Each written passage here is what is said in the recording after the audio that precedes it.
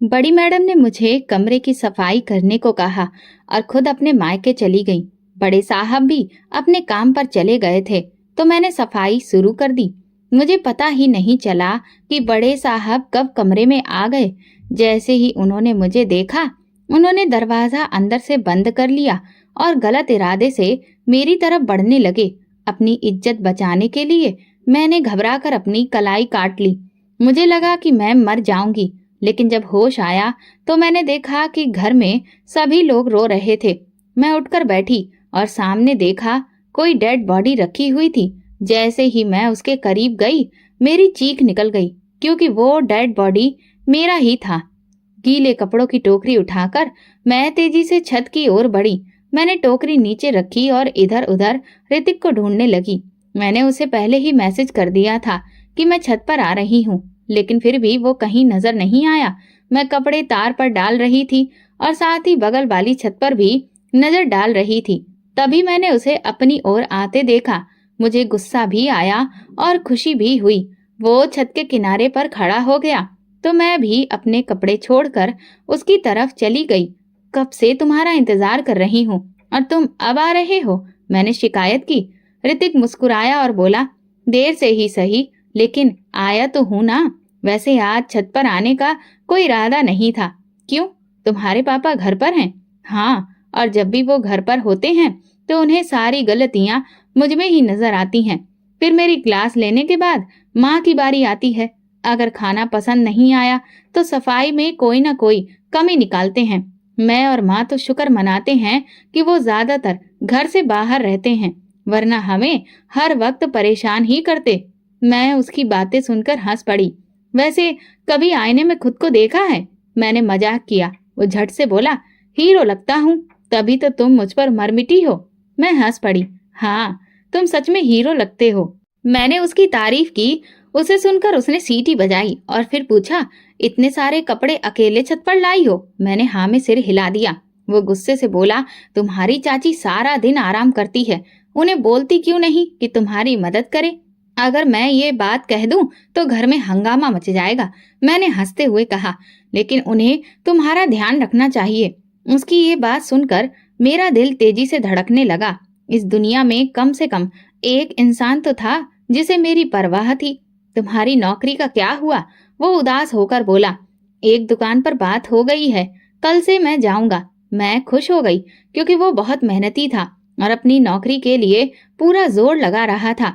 जिस दिन मेरी नौकरी पक्की हो गई, उस दिन तुम्हें इस घर में नहीं रहने दूंगा।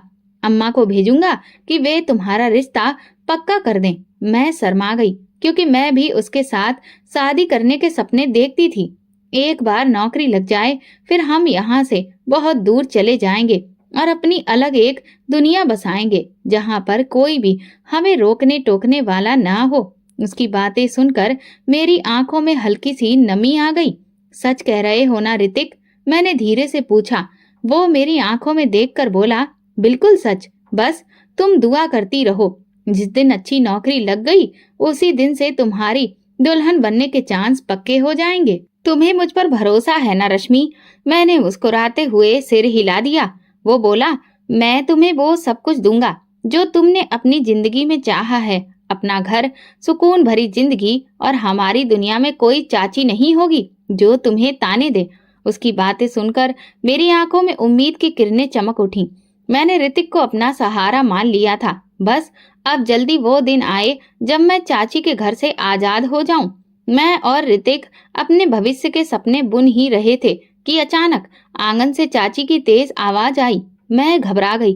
जल्दी से ऋतिक को अलविदा कहकर दौड़ते हुए सीढ़ियां उतरने लगी। कैसी कामचोर लड़की हो तुम! सारा आंगन गीला पड़ा है और तुम छत पर आराम कर रही हो। कपड़े डालने में इतना वक्त लगता है? रसोई में बर्तन भी भरे पड़े हैं, खाना बनाना अभी बाकी है, लेकिन तुम्हारी सुस्ती खत्म होने का नाम ही नहीं लेती। चाची गुस्से में बोले जा रही थी और मैं सहमी हुई खड़ी थी। चाची, कपड़े बहुत सारे थे तो थोड़ा समय तो लगेगा ना, ऊपर से जवान भी चल रही है। एक तो काम चोरी, ऊपर से बहाने। ऐसी लड़कियों से बचे रहो। तुम जैसी लड़कियां तो 2 दिन में भी ससुराल में नहीं टिक सकती। ससुराल वाले निकाल कर बाहर फेंक देंगे। चाची की कड़वी बातें सुनकर मेरा दिल बैठ गया। अब खड़ी खड़ी मेरा मुंह क्या देख रही हो? फटाफट आंगन की सफाई करो और रसोई में जाकर बर्तन धोकर रात के खाने की तैयारी करो। तुम्हारे चाचा बस आते ही होंगे। मैंने चुपचाप सिर झुकाया और जल्दी जल्दी आंगन साफ कर रसोई में चली गई। काम करने के बावजूद हर बात पर डांट पड़ना मेरे लिए रोज की बात थी।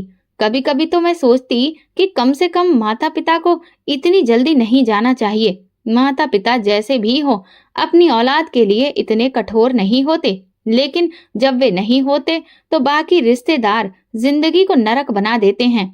मेरे माता पिता का बचपन में ही निधन हो गया था। ये घर मेरे माता पिता का था, लेकिन चाचा चाची इसमें आकर रहने लगे।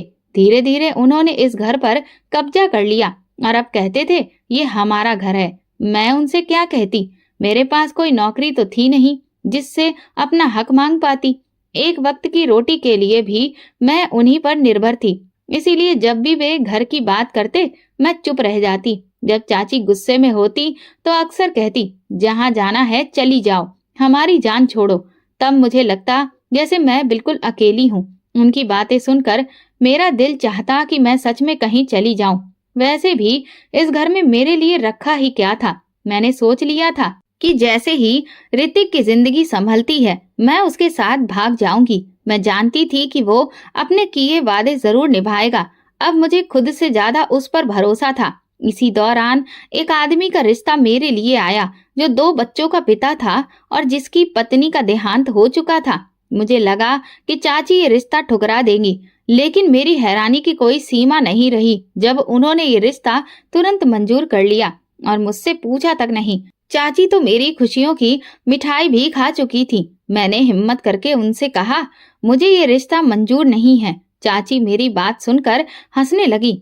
तू कौन होती है मना करने वाली? अभी इतनी बड़ी नहीं हुई है कि हमारे फैसलों में दखल दे। मैंने धीरे से कहा चाची ये फैसला आपकी जिंदगी का नहीं मेरी जिंदगी का है। हमारे धर्म में भी लड़की की रजामंदी जरूरी होती है। चाची मुझे घूरने लगी। इतना बड़ा घर है, सरकारी नौकरी है, बस 4 बच्चे ही तो हैं, वो भी शादीशुदा। वो तुम्हारी खूब सेवा करेगा। उनकी बातें सुनकर मेरा दिल किया कि कहूँ काश आपकी अपनी बेटी होती तो आप ऐसा कभी ना करती। जिस आदमी को वो मेरे लिए चुन रही थी वो मेरे पिता की उम्र का था। मैं ये बात ऋतिक को बताना चाहती थी, लेकिन वो शहर से बाहर गया हुआ था और उसका फोन भी बंद आ रहा था। मैं घर में बेचैनी से घूमती रहती, लेकिन मन को जरा भी शांति नहीं मिल पा रही थी। शादी में अभी कुछ समय बाकी था, इसलिए मुझे पूरी उम्मीद थी कि कुछ दिनों के बाद में ऋतिक वापस आ जाएगा और हम इस परेशानी का कोई ना कोई हल जरूर निकाल लेंगे। अब मैंने ठान लिया था कि चाहे ऋतिक की नौकरी लगे या फिर ना लगे, मैं उसके साथ भाग जाऊंगी। मैं खामोशी से घर छोड़ने की योजना बनाने लगी थी, लेकिन ऋतिक की गैर मौजूदगी मुझे परेशान कर रही थी। और इसी बीच उस आदमी ने चाची से कहा कि वो मुझसे अकेले में मिलना चाहता है और चाची ने बिना किसी ऐतराज के उसे इस बात की इजाजत दे दी। लेकिन मुझे उससे नहीं मिलना था। मैंने चाची को साफ साफ कह दिया कि मैं ऐसा नहीं करूंगी, तो वो हत्थे से ही उकड़ गई। एक दिन सारे घर का काम करके मैं अपने कमरे में कमर सीधी करने के लिए लेटी हुई थी कि अचानक चाची मेरे कमरे में आ गई, तो मैं उठकर बैठ गई। चाची ने मुझसे कहा फौरन अपने कपड़ों को जल्दी से सही करो। मैंने हैरान होकर पूछा क्यों मिलूं मैं उससे? मैंने आपसे पहले भी कहा था मुझे उससे नहीं मिलना है और ना ही मैं उससे शादी करना चाहती हूँ। फिर आप मेरी मर्जी के बगैर ये सब कुछ क्यों कर रही हैं? चाची ने मेरी तरफ घूर कर देखा और फिर ताने कसने के लहजे में बोली तुम्हारी मर्जी यहाँ पर कोई मायने नहीं रखती, समझ गई तुम? अगर तुम्हारे जहन में कोई ख्याल भरा हुआ है तो उसे निकाल कर बाहर फेंक दो। तुम्हारी शादी का फैसला अब हो चुका है। बस वो शादी से पहले तुमसे मिलना चाहता है, तो हमने भी इस बात पर कोई ऐतराज नहीं किया। अच्छा है कि वो तुम्हें देख ले, इसमें कोई बुराई नहीं है। तो मैंने गुस्सा होकर चाची की तरफ देखा। इससे पहले कि मैं कुछ और कहती, चाची ने तेजी से कहा फौरन नीचे आओ, अब मैं तुम्हारी कोई भी बकवास नहीं सुनूंगी। उनके गुस्से की वजह से मैं खामोश हो गई और थके थके कदमों के साथ नीचे जाने लगी। जब मैं ड्राइंग रूम में दाखिल हुई तो वहां पर एक ज्यादा उम्र के आदमी को बैठे हुए देखा। मैं जैसे ही अंदर दाखिल हुई तो उसने मुस्कुराते हुए देखा और एकदम से खड़ा हो गया। मैं झिझकते हुए अंदर आई और फिर दूर हटकर सोफे पर बैठ गई। वो किसी एक्सरे मशीन की तरह मुझे घूरता रहा। जब खामोशी उसके और मेरे दरमियान बढ़ने लगी तो मुझे घबराहट होने लगी। ना जाने वो क्यों कोई बात नहीं कर रहा था, तो मैंने गला खकारते हुए कहा, आपको मुझसे कोई बात करनी है? तो वो एकदम से हंसा। उसकी मुस्कुराहट मुझे किसी शिकारी की तरह लगी। फिर वो आहिस्ता से बोला, मैं बस ये चाहता था कि जिस लड़की से मेरा बंधन होने वाला है, मैं उससे एक बार मिल लूं, बातचीत कर लूं।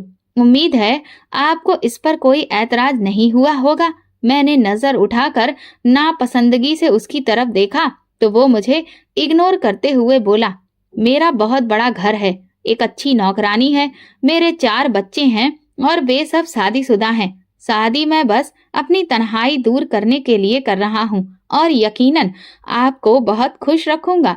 तो मैंने बिना किसी लाग लपेट से कहा, मैं आपसे बिल्कुल भी शादी नहीं करना चाहती। ना ही मुझे आपके बड़े घर से कोई मतलब है और ना ही आपकी तन्हाई दूर करने से। तो वो सर्द लहजे में बोला, लेकिन मुझे तो बताया गया था कि तुम्हें कोई ऐतराज नहीं है, बल्कि तुम्हारी चाची ने तो मुझे यकीन दिलाया था कि ये रिश्ता दोनों खानदान के लिए बहुत ही बरकत वाला होगा। उनकी इस बात पर ही मैंने भरोसा करते हुए हाँ कर दी थी, वरना मुझे रिश्तों की कोई कमी थोड़ी है। अगर तुम्हें ये रिश्ता मंजूर नहीं था तो तुम्हारी चाची ने तुम्हारी शादी के खर्चों के लिए मुझसे एक बड़ी रकम क्यों ली है? इस बात पर तो मैं हक्का बक्का होकर उसकी तरफ देखने लगी। मेरी शादी के खर्चे? मेरी तो कोई शादी हो ही नहीं रही है और आपने कितनी रकम मेरी चाची को दी है? तो वो बोला, मैंने 1 लाख रुपया तुम्हारी चाची को दिया है और ये कोई मामूली रकम नहीं है। इतनी रकम सुनकर तो मेरा दिल धक धक करने लगा और चेहरा सफेद हो गया।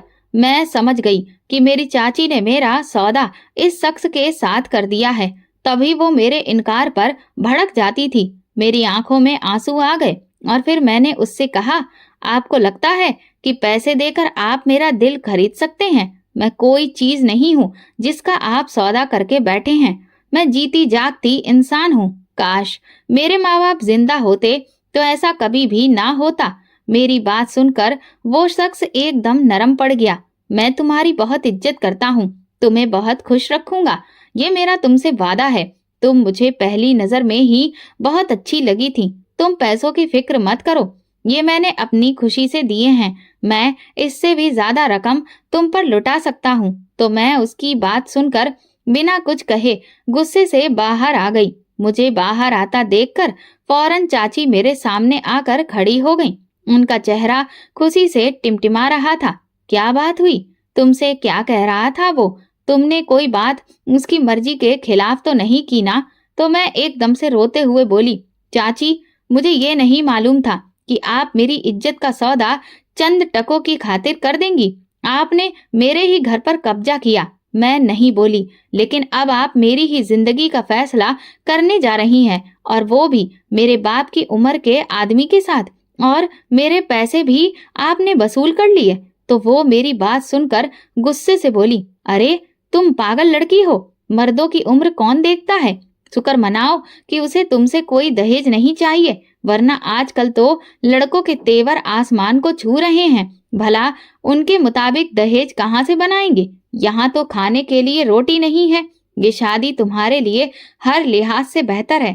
देखो ना, तुम्हारी जिंदगी ही सवर जाएगी। तुम्हें और क्या चाहिए? तो मुझे अपनी चाची पर जिंदगी में पहली बार बहुत अफसोस हुआ।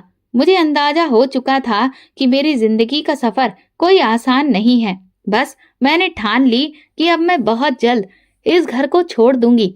चाची भी मेरे तेवर देख चुकी थी, इसीलिए मुझ पर कड़ी निगरानी रखने लगी। उन्होंने खुद अगले हफ्ते शादी की तारीख तय कर दी थी। मेरे पास अब वक्त बहुत कम बचा था। मैं अपनी जिंदगी को चाची के लालच पर कुर्बान नहीं कर सकती थी। मुझे अपने लिए खुद लड़ना था। ऋतिक वापस आया तो मैंने फौरन मैसेज करके उसे ऊपर छत पर आने को कहा।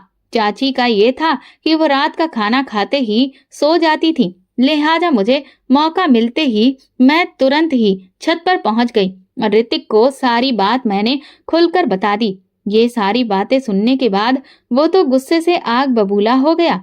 उसने मुझसे कहा, हम आज रात ही भाग चलते हैं। मैं तुम्हें वो जिंदगी दूंगा जिसका तुमने कभी सपना भी नहीं देखा होगा। उसकी बात सुनकर न जाने क्यों मेरा दिल सुकून से भर गया। मुझे लगा कि अब मेरी जिंदगी की सारी परेशानियां खत्म हो जाएंगी।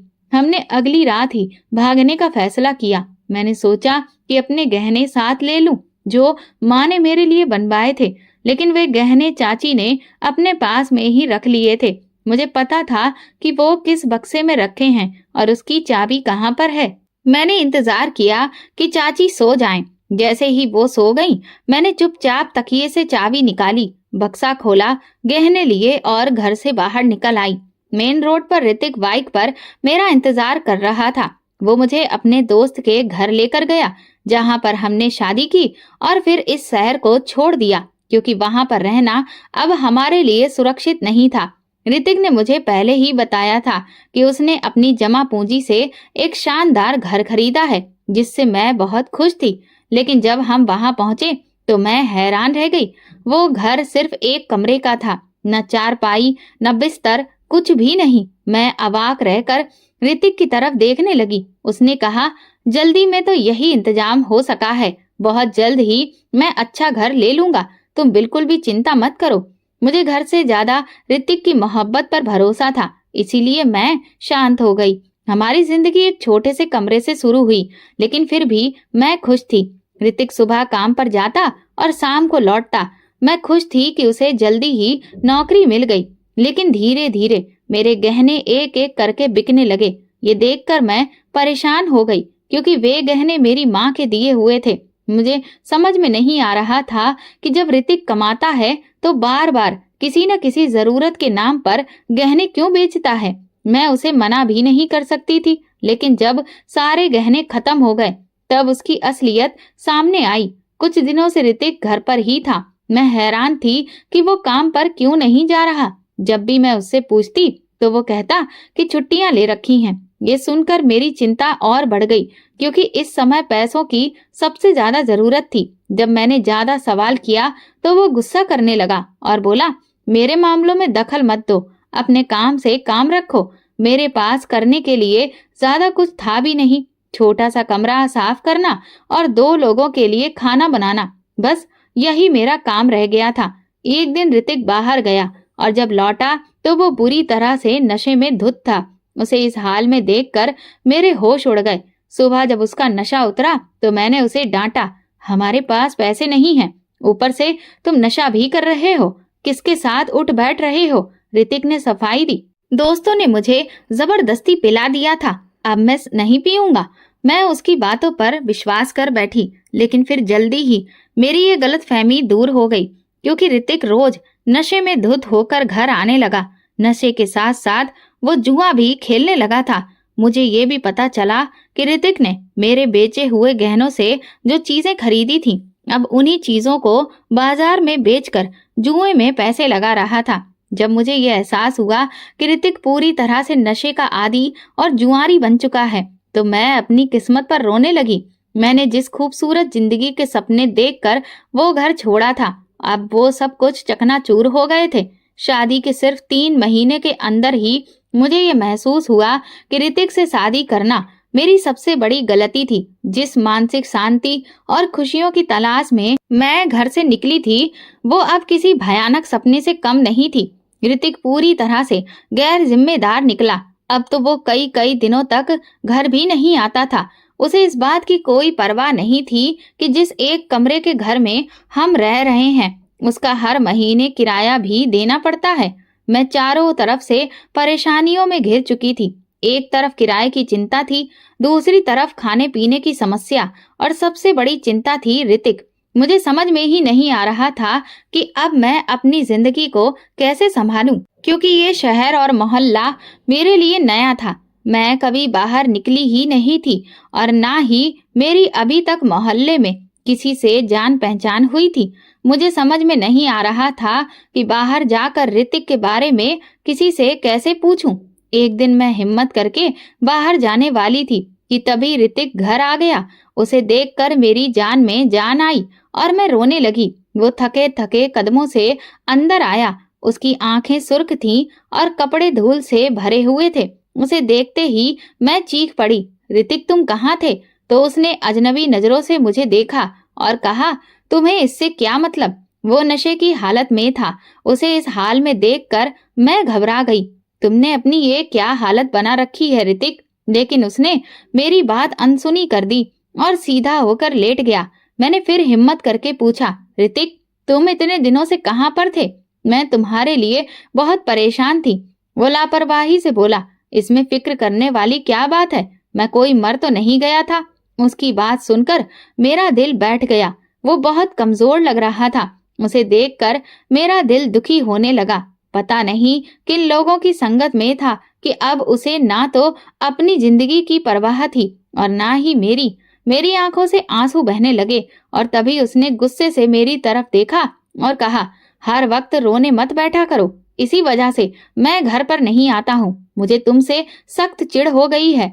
उसकी बात सुनकर मुझे झटका लगा। ये वही इंसान था जो मेरी आंखों में हल्की नमी भी देख लेता था तो बेचैन हो जाता था, और आज जब मैं उसके सामने रो रही थी तो वो झुंझला रहा था। ऋतिक तुमने अपने साथ ये क्या कर लिया है? घर का किराया देना अभी बाकी है, खाने को भी कुछ भी नहीं है, पैसे भी खत्म हो चुके हैं। पता नहीं तुम नौकरी कर भी रहे हो या नहीं। तो उसने लापरवाही से जवाब दिया, अगर तुम्हें इतनी ही फिक्र है तो तुम नौकरी कर लो, मैंने तुम्हें मना थोड़ी किया है। उसकी बात सुनकर जैसे मेरे पैरों तले से जमीन खिसक गई।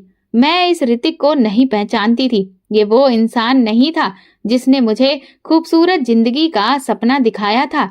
उसकी बेरुखी देखकर मैंने उसे याद दिलाया, मैंने तुम्हारे वादों पर भरोसा करके अपना सब कुछ छोड़ दिया था, लेकिन अब तुम मेरे साथ ये क्या कर रहे हो? तुम्हें कुछ दिखाई नहीं दे रहा? मैं रोते हुए उसकी तरफ देख रही थी, लेकिन वो चैन से सो रहा था।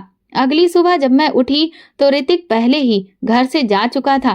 कई दिन बीत गए लेकिन वो वापस नहीं आया। मैं बहुत परेशान हो गई। ये पहली बार नहीं था, इससे पहले भी वो कई कई दिनों तक घर पर नहीं आता था। लेकिन इस बार दिक्कत ये थी कि महीने की पहली तारीख नजदीक थी और मेरे पास 1 रुपया भी नहीं था जिससे मैं किराया चुका सकूं। मकान मालिक अच्छे इंसान थे, लेकिन बार बार किराया देर से देने की वजह से अब वे भी नाराज रहने लगे थे। मैं जानती थी कि अब की बार वे किराया लेने जरूर आएंगे, लेकिन इस बार मैं क्या बहाना बनाऊंगी? मुझे कुछ समझ में नहीं आ रहा था कि क्या करूं। मैं इन्हीं फिक्रों में थी कि अचानक रात में दरवाजे पर दस्तक हुई। मैंने सोचा कि ऋतिक आ गया है। जैसे ही मैंने दरवाजा खोला, सामने एक अजनबी आदमी खड़ा था। मैं घबरा गई और फौरन सिर पर दुपट्टा रखा। उसने कहा, अगर आप बुरा ना माने तो क्या मैं अंदर आ सकता हूँ? मुझे ऋतिक ने भेजा है। मैं उसकी बात सुनकर हैरान रह गई और तुरंत पूछा, ऋतिक कहाँ है? वो बोला, अगर आप मुझे अंदर आने देंगी तो मैं आपको पूरी बात बता सकता हूँ। दरवाजे पर खड़े होकर बात करना ठीक नहीं होगा। मैंने थोड़ी हिचकिचाहट के बाद उसे अंदर बुला लिया।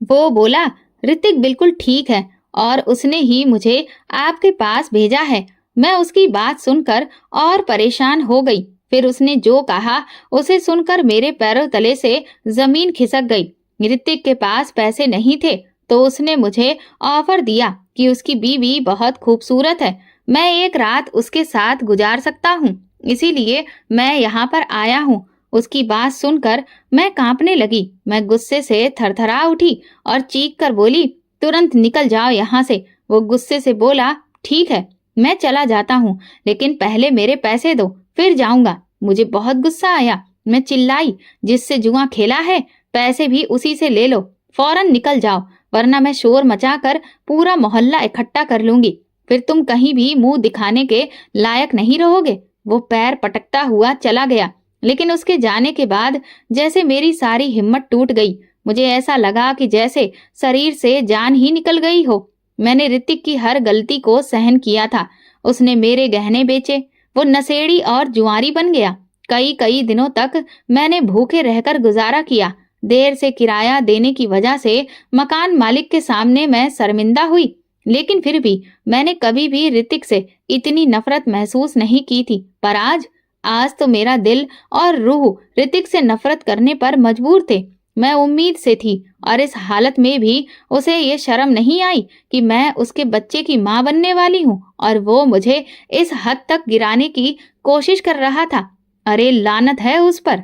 ऐसी जिंदगी और ऐसे पति पर मैं चाहकर भी रो नहीं पाई, क्योंकि अब मैं सिर्फ एक पत्नी ही नहीं बल्कि एक माँ भी बनने वाली थी। मुझे न सिर्फ अपने लिए बल्कि अपने आने वाले बच्चे के भविष्य की भी चिंता थी। जो इंसान अपनी पत्नी को कुछ पैसों के लिए बेच सकता है, वो अपनी बेटी के साथ में क्या करेगा, ये सोचकर ही मेरा दिल कांप उठा। इस ख्याल के आते ही मेरी शादीशुदा जिंदगी से दिल उचट गया। क्या मुझे फिर से भागना पड़ेगा? लेकिन अब मैं कहाँ जाऊंगी? इस बड़े से शहर में मेरी तो किसी से जान पहचान भी नहीं थी और अब तो मैं अकेली भी नहीं थी। मेरे गर्भ में एक नन्ही सी जान थी जिसे इस दुनिया में लाने और संभालने की जिम्मेदारी सिर्फ मेरी थी। मैंने कभी सोचा भी नहीं था कि ऋतिक इतना गिर जाएगा।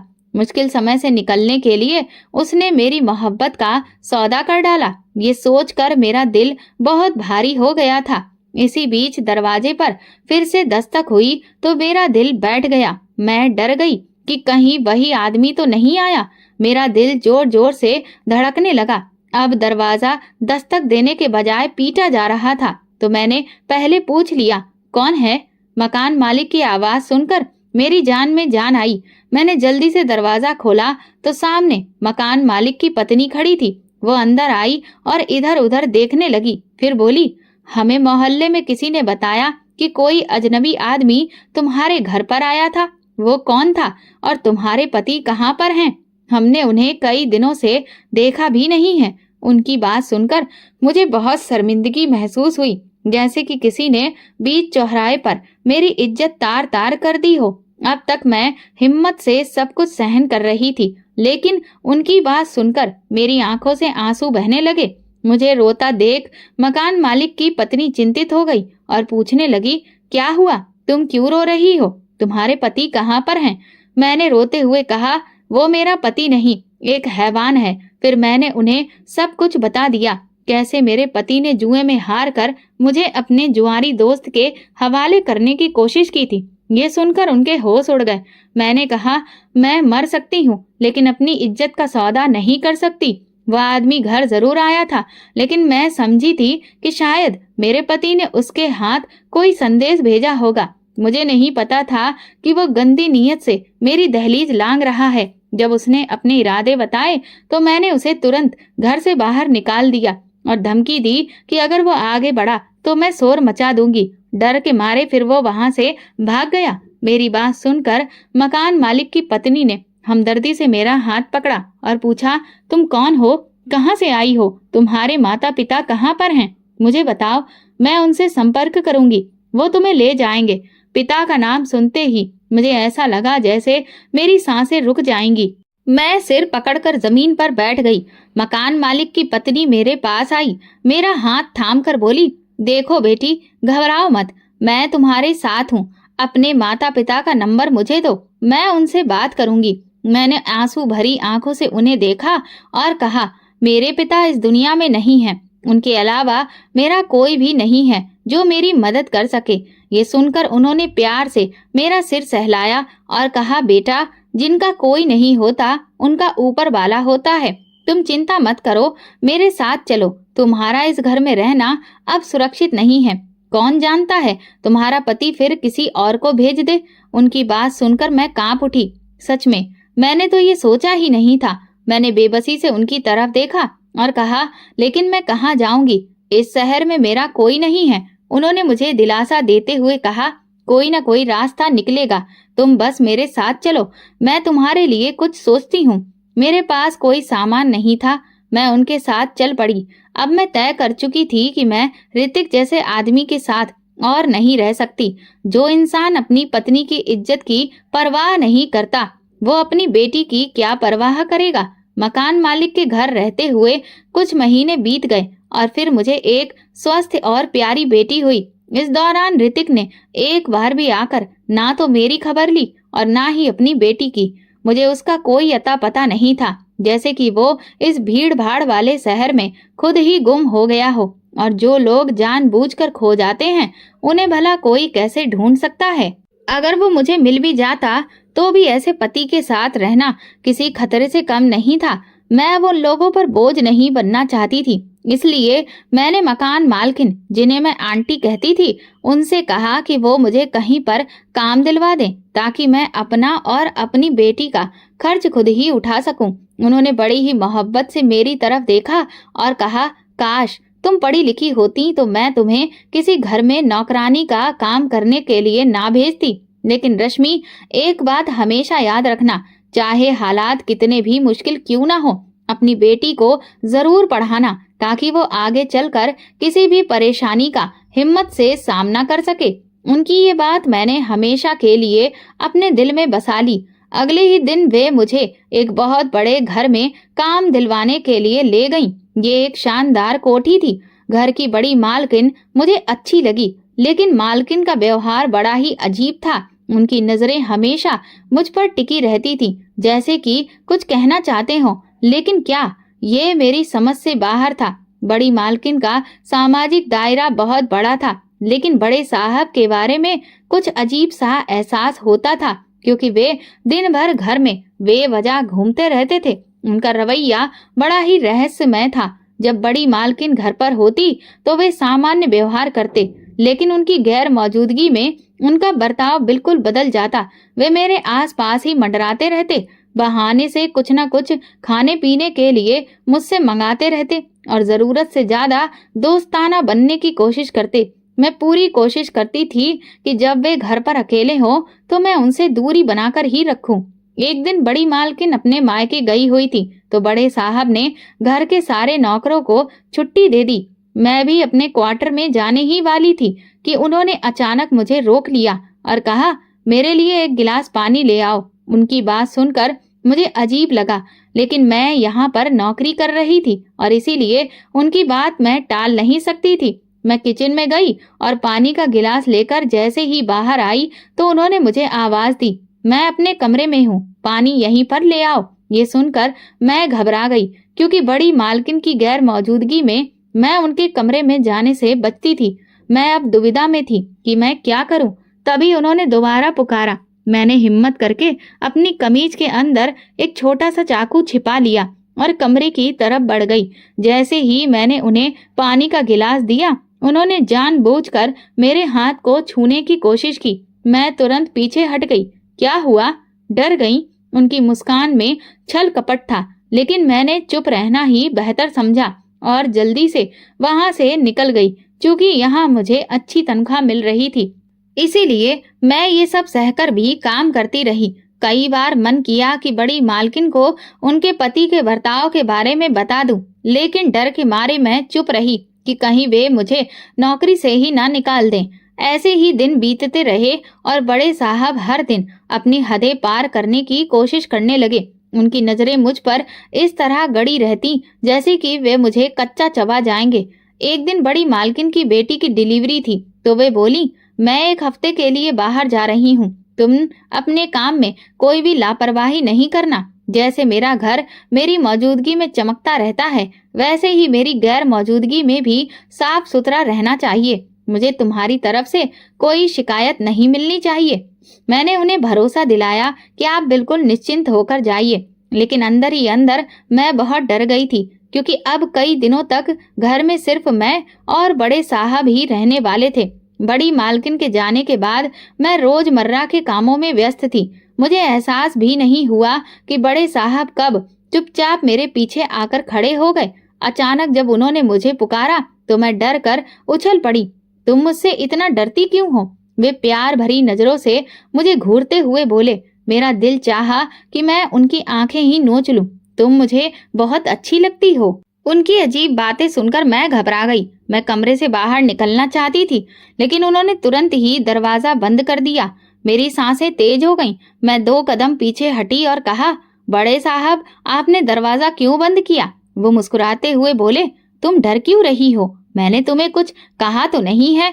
फिर वो धीरे धीरे मेरी ओर बढ़ने लगे और मैं पीछे हटने लगी। इससे पहले कि वो मेरे और करीब आते, मैं तेजी से दरवाजे की ओर भागी, लेकिन जैसे ही दरवाजे का हैंडल घुमाया, मुझे एहसास हुआ कि दरवाजा लॉक हो चुका है और चाबी उनके पास है। मैं घबरा गई और जोर से चिल्लाई, दरवाजा खोलिए वरना मैं शोर मचा दूंगी। वो जोर से हंस पड़े, जरूर चीखो, लेकिन तुम्हारी आवाज कोई नहीं सुनेगा। उनकी बात सुनकर मेरी घबराहट और बढ़ गई। मैंने उन्हें धक्का देने की कोशिश की, लेकिन उनकी पकड़ मजबूत थी। किसी तरह खुद को छुड़ाकर मैं कमरे के कोने की तरफ भागी। मेरी सांसें तेज हो गई थीं, दिल तेजी से धड़क रहा था। अब तुम्हें बचाने कोई नहीं आएगा, उनकी आवाज में मक्कारी झलक रही थी। मेरे पास और कोई रास्ता नहीं था। मैंने झट से तेज धार वाले ब्लेड से अपनी कलाई काट ली। मेरा सिर चकराने लगा, लेकिन आखिरी ख्याल मेरी बेटी का आया, पर मैं अपनी इज्जत पर समझौता नहीं कर सकती थी। धीरे धीरे मेरी आंखों के सामने अंधेरा छाने लगा। ये तुमने क्या कर दिया? बड़े साहब घबराकर चिल्लाए, लेकिन तब तक मेरी चेतना खो चुकी थी। जब मुझे होश आया तो घर में रोने की आवाजें आ रही थी। मैं हड़बड़ाकर उठ बैठी। पहले तो मुझे कुछ भी समझ में नहीं आया। मेरी बेटी पास में आराम से सो रही थी, जिसे देखकर मैंने राहत की सांस ली, लेकिन रोने धोने की आवाजें लगातार ही आ रही थीं। मेरे कटे हुए हाथ पर इस वक्त पट्टी भी बंधी हुई थी। क्या हुआ? मैंने घबराकर दुपट्टा सिर पर लिया और धीरे धीरे कमरे से बाहर निकली। बाहर का दृश्य देखकर मेरी रूह कांप गई। हॉल के बीचों बीच एक शव रखा था। ये कौन चला गया? मैंने इधर उधर देखा, लेकिन कोई भी जाना पहचाना चेहरा नजर नहीं आया। कांपते कदमों से मैं शव के करीब पहुंची और जैसे ही मैंने चेहरा देखा, मेरा शरीर सुन्न हो गया। ये तो बड़े साहब का शव था। मेरे पैरों तले से जमीन खिसक गई, मेरी चीख निकल गई और मैं घबराकर पीछे हटने लगी। क्या ये सच था या कोई सपना? क्या वो सच में मर चुके थे? घर वालों की बातचीत से पता चला कि बड़े साहब की अचानक दिल का दौरा पड़ने से मौत हो गई थी, लेकिन मैं सोच में पड़ गई। क्या मेरी हालत देखकर उन्हें सदमा लगा था? क्या ये कुदरत का इंसाफ था? शव जा चुका था। मैं अपने कमरे में गुमसुम खड़ी थी कि बड़ी मालकिन ने मेरे कंधे पर हाथ रखा। उनका चेहरा गम में डूबा हुआ था। उन्होंने धीरे से कहा, मुझे माफ कर दो रश्मि। मुझे नहीं पता था कि मेरा पति इतना घटिया इंसान है कि अपनी बेटी की उम्र की लड़कियों पर भी बुरी नजर रखता है। शुक्र है कि तुम महफूज रही और हमने भी दुनिया के सामने उसकी इज्जत बचा ली। बस तुमसे एक गुजारिश है कि इस राज को अपने दिल में ही दफन कर देना। यही तुम्हारा हम पर एहसान होगा। मैंने कांपती आवाज में पूछा, आपको ये सब कैसे पता चला? वो उदासी से मुस्कुराई। मैं एक माँ हूँ और बंद कमरे में तुम्हारी हालत सब कुछ बयान कर रही थी। मेरा पति अपनी बदनामी के डर से इतना घबरा गया कि फिर उसे दिल का दौरा पड़ गया। आज से तुम मेरी नौकरानी नहीं, बल्कि तुम इस घर की बेटी ही हो। बड़ी मालकिन के इन शब्दों ने मेरे दिल को सुकून दे दिया। भगवान ने मेरी इज्जत को बचाया था और मुझे सम्मान दिया। दोस्तों, अगर आपको हमारी कहानी पसंद आई हो तो कमेंट करके जरूर बताइए। वीडियो को लाइक करें और ज्यादा से ज्यादा शेयर करें। अगर आप चैनल पर नए हैं तो सब्सक्राइब जरूर करें और हाँ, नोटिफिकेशन बेल को दबाएं ताकि अगली अपडेट सबसे पहले आपको मिले। धन्यवाद।